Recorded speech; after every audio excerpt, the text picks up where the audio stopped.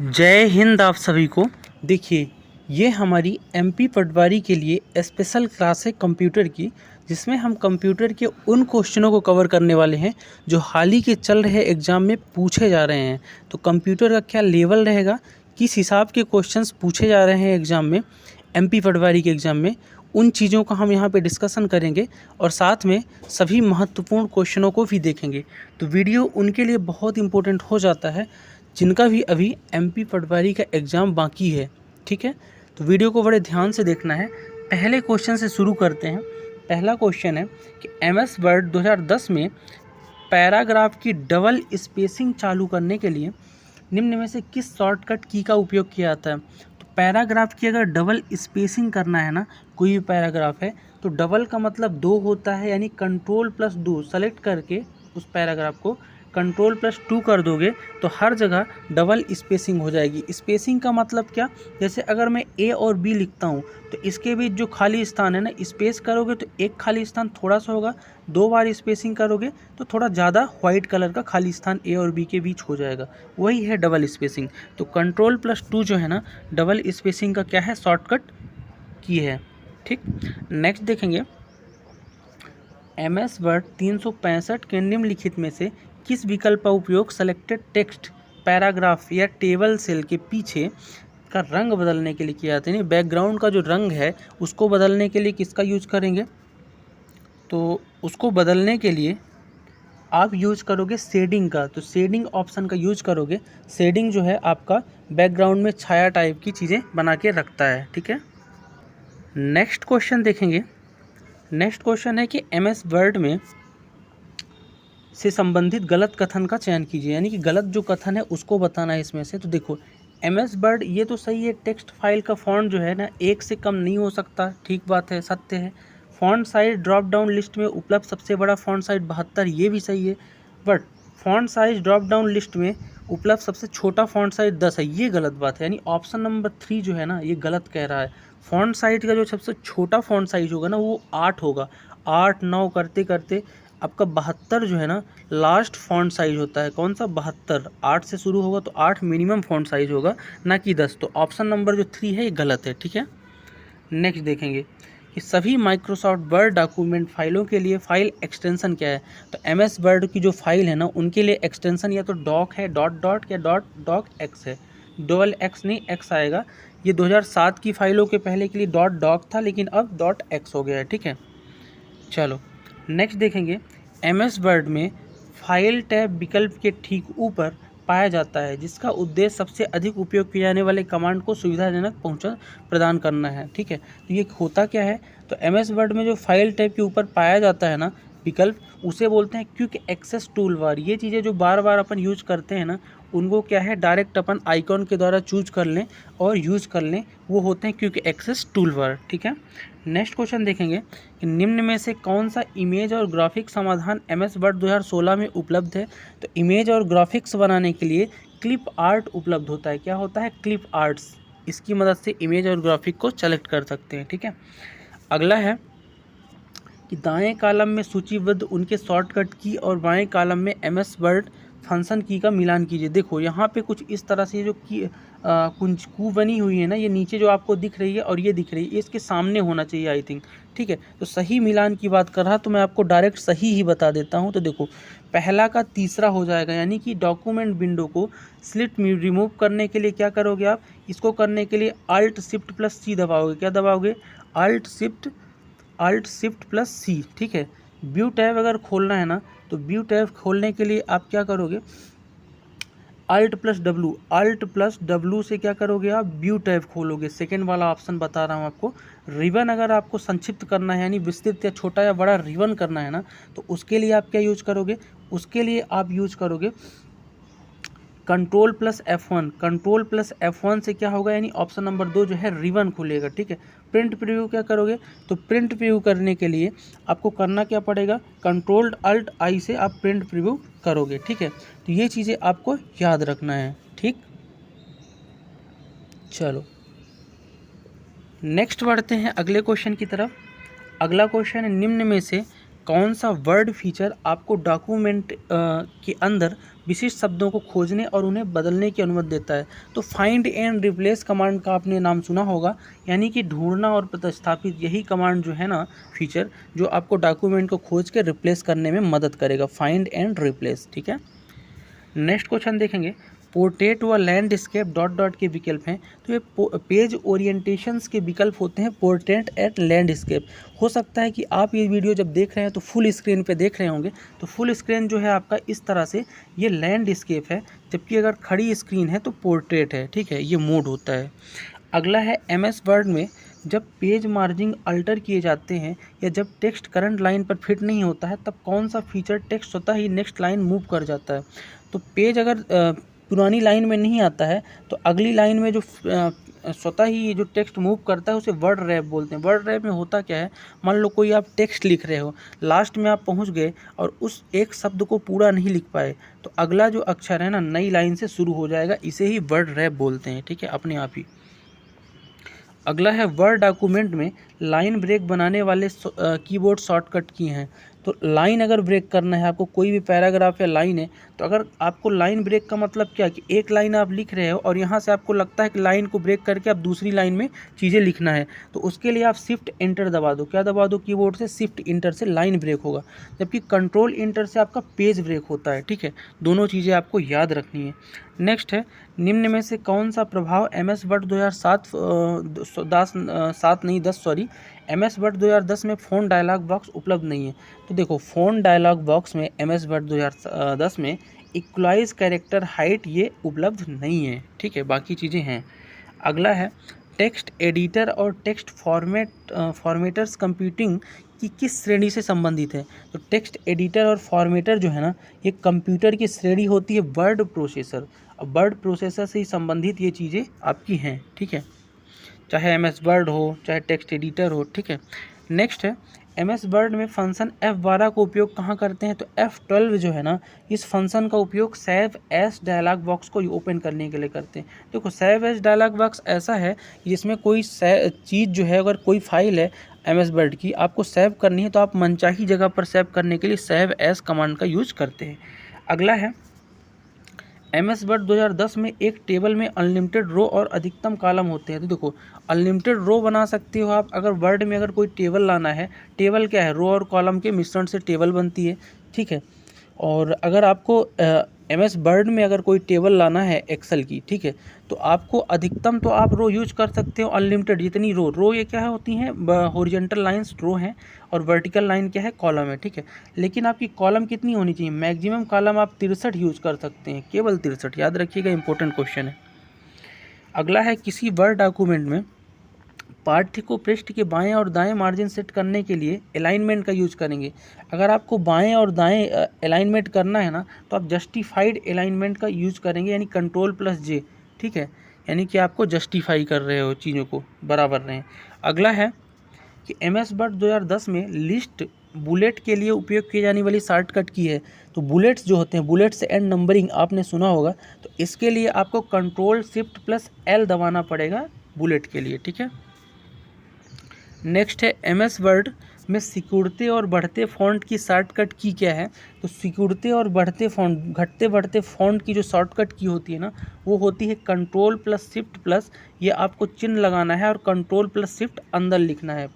ठीक है, इस तरह से। ठीक, नेक्स्ट क्वेश्चन आपके सामने है कि MS वर्ड 2007 या इसके बाद के संस्करण का उपयोग करके A4 आकार के डॉक्यूमेंट के अलावा निम्न में से किस आकार के डॉक्यूमेंट बनाए जा सकते हैं? देखो, ज़्यादातर अगर आप मान लो कंप्यूटर वाले के पास जाते हो और प्रिंट आउट कराते हो किसी चीज़ का, तो A4 साइज़ के पेज पे वो प्रिंट आउट देता है। आपका जो पेज होता है A4 साइज़ का होता है, लेकिन A4 साइज़ के अलावा जो प्रिंट आप 2007 वाले वर्ड में कर सकते हैं, वो आपका एक और है, इसमें से A5 लीगल और एग्जीक्यूटिव। बहुत सारे हैं, लेकिन इसका भी आप यूज कर सकते हो साइज़ का। अगला है, MS वर्ड यानी माइक्रोसॉफ्ट वर्ड में एक टेबल की सेल में मौजूद टेक्स्ट को डिफ़ॉल्ट रूप से किस तरह संरेखित किया जाता है? तो MS वर्ड की जो टेबल है उसके टेक्स्ट को आप यानी अंडरलाइन करना है, तो अंडरलाइन करने के लिए क्या करोगे? अंडरलाइन नहीं, संरेखित, यानी कि संरेखित करने के लिए बाएं तरफ, याद रखना कोई भी टेक्स्ट अगर MS वर्ड में है ना तो हमेशा होता कहाँ है, बाय डिफ़ॉल्ट बाएं तरफ होता है। फिर आप उसको दाएं या फिर बीच में जस्टिफाई या लेफ्ट कर सकते हो, लेकिन हमेशा बाय डिफ़ॉल्ट कहाँ होता है, टेक्स्ट बाएं तरफ होता है अलाइनमेंट में, ठीक है। नेक्स्ट है वर्कशीट के पहले सेल का कंटेंट को 10 मानते हुए एक्सेल फार्मूला ये आपका लिखा हुआ है डॉलर, फिर A, फिर डॉलर, फिर 1/4, इसका मान क्या होगा। तो देखो अब अपन एक्सेल के क्वेश्चन देख रहे हैं वर्ड के बाद कंप्यूटर के ही, क्योंकि अति महत्वपूर्ण 20 क्वेश्चन हम एक्सेल का देखेंगे। तो इसमें से जो ये फार्मूला लगा है ना डॉलर A डॉलर 1/4 और सेल के कंटेंट का मान 10 है, तो ऐसी जगह पे आपको 10/4 यानी इसका मान निकालना रहता है। 10 तो आपका सेल का कंटेंट है, बटे जो आपको कह रहा है 1/4 करना है इसका, तो 10/4 का मतलब क्या होता है, 2.5 होता है। अगर आप इसको करोगे तो राइट आंसर क्या हो जाएगा, 2.5। बहुत ही सिंपल क्वेश्चन है, घबराना नहीं है इस पर, ठीक है, फार्मूला का। नेक्स्ट क्वेश्चन देखेंगे कि निम्नलिखित में से कौन सा Excel function A1 A2 A3 A4 cell का योग खोजने में मदद करेगा। योग मतलब सम फार्मूला लगता है। ऑप्शन नंबर 4 को अगर आप ध्यान से देखोगे ना तो बराबर लगा के सम और कोष्ठक के अंदर A1 से कॉलम A4 तक, ये अगर आप करते हो ना तो ऑप्शन नंबर 4, तो आप A1 से लेके A4 तक सेल का जो भी मान होगा कंटेंट का योग निकालोगे, ठीक है, एडिशन। अगला है MS एक्सेल 2007 के लिए इनमें से कौन सा फाइल एक्सटेंशन प्रयुक्त किया जाता है। तो एक्सेल 2007 के लिए आप जो फाइल एक्सटेंशन यूज करते हो .xlx यूज करते हो, ठीक है। अगला है निम्न में से कौन सी MS एक्सेल फीचर का उपयोग लेवल बनाने के लिए किया जाता है जो इस पे मल्टीपल कॉलम है। तो लेवल बनाने के लिए MS एक्सेल में जो फीचर होता है ना वो होता है मर्ज and centre. Merge and centre बहुत इंपॉर्टेंट है। अगला क्वेश्चन थोड़ा सा बड़ा है, आप समझने की कोशिश करते हैं कि MS एक्सेल 365 में किसी अन्य विंडो ऑपरेटिंग सिस्टम का उपयोग किए जाने के लिए किसी वर्कबुक को कॉमा डिलिमिटेड टेक्स्ट के रूप में सेव करने में निम्नलिखित में से किस फाइल फॉर्मेट का यूज़ किया जाता है। कहने का मतलब MS एक्सेल जो 365 है ना, अगर उसी दूसरे विंडो ऑपरेटिंग सिस्टम में जाओगे 365 के अलावा विंडो 7 वगैरह इन सब में, तो कॉमा डिलाइट जो टेक्स्ट फाइल है ना इसको सेव किस फॉर्मेट में करोगे, इतनी सी बात पूछ रहा है कि दूसरे ऑपरेटिंग सिस्टम में अगर जाओ एक्सेल इसका ही विंडो का ही, तो आप इसके लिए CSV यानी कि कॉमा डिलिमिटेड CSV इसका यूज़ करोगे, ठीक है। नेक्स्ट है MS एक्सेल 2010 में पिछली सीट में जाने के लिए शॉर्टकट की का उपयोग करोगे। देखो MS एक्सेल में सीट बनी होती हैं आपकी, वर्क सीट है ना, रो और कॉलम से, ठीक। तो आप किसी सीट पे और पिछली सीट पे अगर जाना चाहते हो ना तो पिछली सीट पे जाने के लिए कुछ नहीं, आपको कंट्रोल प्लस पेज अप करना पड़ेगा, ऑप्शन 3 यानी पेज अप। इस तरह से 4 एरो होती हैं, अप डाउन लेफ्ट राइट। तो जब अप करोगे कंट्रोल दबा के ये वाला, तो पेज आपको एक पिछली सीट में ले जाएगा, लेकिन कंट्रोल प्लस पेज डाउन यानी ये वाली एरो वाली दबाओगे नीचे वाली तो आपको एक सीट आगे ले जाएगा। तो आगे पीछे आई होप समझ गए हो गया। अगला है एक्सेल का एक्सप्रेशन का मान क्या होगा। तो ये आपका फॉर्मूला है, बराबर लगा के सम -1 4 + 8 इस तरह से लिखा है। इसका कुछ नहीं करना, बोर्ड मास रूल जो आप पढ़ते हो इसका मैथ्स का वही लगा देना है। देखो यहाँ से अपन शुरू करेंगे, तो जब आप इसको सॉल्व करोगे तो 8/4 है, तो 8/4 का मतलब 2 होता है और बटे में लास्ट में 2 है, तो 2/2 1, तो 1 यहाँ से आएगा और 4 ये साथ में है, तो 4 1 क्या हो जाएगा, 5 हो जाएगा। लेकिन ये -1 भी है, अब सम लगा है तो प्लस करना है, तो -1 + 5 कर दोगे तो क्या आ जाएगा, 4 आ जाएगा, और यही 4 आपका राइट आंसर होगा। तो सॉल्व करना था। अगला है MS एक्सेल 2021 में निम्न में से कौन सा फंक्शन 2 एरे को वर्टिकली जोड़ता है। वर्टिकली क्या होता है, देखो खड़ी लाइन को वर्टिकल बोलते हैं और टेढ़ी आड़ी लाइन को क्या बोलते हैं, इसको हॉरिजॉन्टल। तो वर्टिकली जोड़ना है 2 एरे को, तो क्या करोगे, तो वर्टिकली जोड़ने के लिए जो आपका फंक्शन होता है ना उसको बोलते हैं आप वास्टेक। वास्टेक फंक्शन के द्वारा 2 एरे को वर्टिकली जोड़ोगे। अगला है MS एक्सेल 2021 में निम्न में से कौन सा फंक्शन रेंज में एक स्पेसिफिक आइटम की खोज करता है और इसकी रिलेटिव पोजीशन देता है। तो MS एक्सेल में स्पेसिफिक आइकन की खोज करके, आइटम की खोज करके और रिलेटिव पोजीशन देने के लिए ये इंपॉर्टेंट क्वेश्चन है, आपको एक्स मैच कमांड यूज करना है, ठीक है। अगला क्वेश्चन है कि एक्सेल में सीट में कौन सी की आपके कर्सर को एक सेल से अगले सेल में दाहिनी ओर ले जाती है। देखो कर्सर जो होता है एक सेल से अगर अगले सेल में जाना है तो टैब बटन से आप नेक्स्ट सेल में जाओगे। सेल क्या होती है, ये आपका कॉलम है और ये आपकी रो है, ठीक है। इन दोनों के मिश्रण से एक डिब्बे बनते हैं, इनको बोलते हैं आप सेल, ठीक है। तो एक सेल में और अगली सेल में आपको ही जाना है ना, हॉरिजॉन्टली तो आप टैब बटन दबाओगे, यही चीज़ आपसे पूछ रहा है, ठीक है। चलो नेक्स्ट देखेंगे कि MS एक्सेल में फॉर्मेट सेल डायलॉग बॉक्स प्रदर्शित करने के लिए किस कमांड का उपयोग करेंगे। तो फॉर्मेट सेल डायलॉग बॉक्स अगर देखना है तो Ctrl+1 का यूज करोगे। नेक्स्ट है एक्सेल एक्सप्रेशन है आपके सामने एक बराबर सम A/0, इसमें त्रुटि मान यानी एरर वैल्यू का मान क्या होगा। तो बहुत ही सिंपल क्वेश्चन है, एक सिंपल सा फंडा इसमें ध्यान रखना, जब कभी भी त्रुटि मान की बात करें, एरर वैल्यू की बात करें, तो उसका कोई भी आंसर आता ही नहीं फार्मूला, क्योंकि आपने एरर कर दिया है। तो वहाँ पे हमेशा क्या लिख के आएगा, वैल्यू। क्या लिख के आएगा, वैल्यू कुछ इस तरह से, ठीक है, क्योंकि आपने गलती की है, वैल्यू एरर है। अगला क्वेश्चन देखेंगे, क्वेश्चन नंबर 33 है कि MS एक्सेल 365 में एडिट मोड में कार्य प्रारंभ करने के लिए निम्न में से कौन सा तथ्य सही नहीं है। तो एडिट मोड में अगर आप कार्यक्रम कर रहे हो यानी कार्य कर रहे हो, तो ये जो चौथा नंबर यहाँ पे तथ्य है कि उस सेल पर क्लिक करना जिसमें वह डाटा जिसे आप एडिट करना चाहते हैं, फिर F5 दबाना, ये बातें आपकी सत्य नहीं है, ठीक है। अगला क्वेश्चन भी थोड़ा सा बड़ा है कि एक्सेल 365 में एडिट मोड में कार्य प्रारंभ करने के लिए निम्न में से कौन सा तथ्य तथ्य नहीं है। आई थिंक ये रिपीटेड क्वेश्चन है, हाँ ये रिपीटेड है। अगला देखते हैं, एक्सेल में किसी संख्या को निकटतम पूर्णांक या महत्व के निकटतम गुणज तक राउंड करने के लिए निम्न में से किस फंक्शन का यूज करोगे। तो MS एक्सेल में अगर आप उसके किसी निकटतम वैल्यू तक पहुंचना चाहते हैं, राउंड ऑफ करना चाहते हैं, तो आपको एक फंक्शन दिया जाता है सीलिंग फंक्शन पे चीज़ें कर सकते हैं। तो सीलिंग फंक्शन इसका राइट आंसर होगा। अगला है MS एक्सेल में Shift+F10 शॉर्टकट की का उपयोग किस ऑपरेशन के लिए करते हैं। तो MS एक्सेल की शॉर्टकट की है Shift+F10। ये तब आप दबाओगे जब आपको कॉन्टेक्ट मेनू खोलना होगा, कॉन्टेक्ट मेनू खोलने के लिए Shift+F10। अगला है MS एक्सेल वर्कशीट में एक्टिव सेल में वर्तमान टाइम डालने के लिए कंट्रोल की के बाद क्या दबाएं। तो देखो, अगर आपको एक्सेल में टाइम डालना है, जो टाइम अभी चल रहा है, तो कंट्रोल दबाओ और कंट्रोल के बाद एक कॉलम की के द्वारा आपका जो कॉलम होता है ना, इसके द्वारा आपको क्या आता है, टाइम आता है। याद रखिएगा, इंपॉर्टेंट क्वेश्चन है। अगला है MS एक्सेल में एक सेल रेफरेंस जो कॉपी किए जाने पर नहीं बदलता है एक रेफरेंस कहलाता है।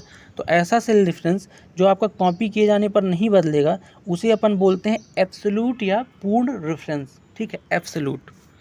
नेक्स्ट है, कौन सा फंक्शन सेल A1 से बाएं 5 वर्ण वापस करता है। देखो, सेल इस तरह से मैंने डिब्बे डिब्बे बताए आपको बने रहते हैं। तो A1 मान लो आप यहाँ पे हो, तो पीछे बाएं आओगे 5 यानी पीछे आओगे। तो 5 बार पीछे आने के लिए आप कौन सी की का यूज करोगे। तो इसमें से लेफ्ट की का, लेफ्ट मतलब बाएं, A से लेके A5। आज का लास्ट क्वेश्चन देखेंगे कि x.1.xls कार्य पुस्तिका को CSV में अगर सहेजा जाता है तो .csv फाइल क्या सुरक्षित रखा जाएगा। केवल सेल के मान को, अगर आप किसी एक्सेल की फाइल को CSV में करते हो तो आप सेल के मान को ही केवल सुरक्षित रख पाओगे। ये थे आज के टॉप 40 क्वेश्चन एक्सेल और वर्ड के, जो बार बार पूछे जा रहे हैं पटवारी के एग्जाम में। आई होप इससे आपको बहुत मदद मिलेगी। क्वेश्चन को आप रिवाइज करके ज़रूर देख लेना। मिलते हैं नेक्स्ट वीडियो में, तब तक के लिए जय हिंद।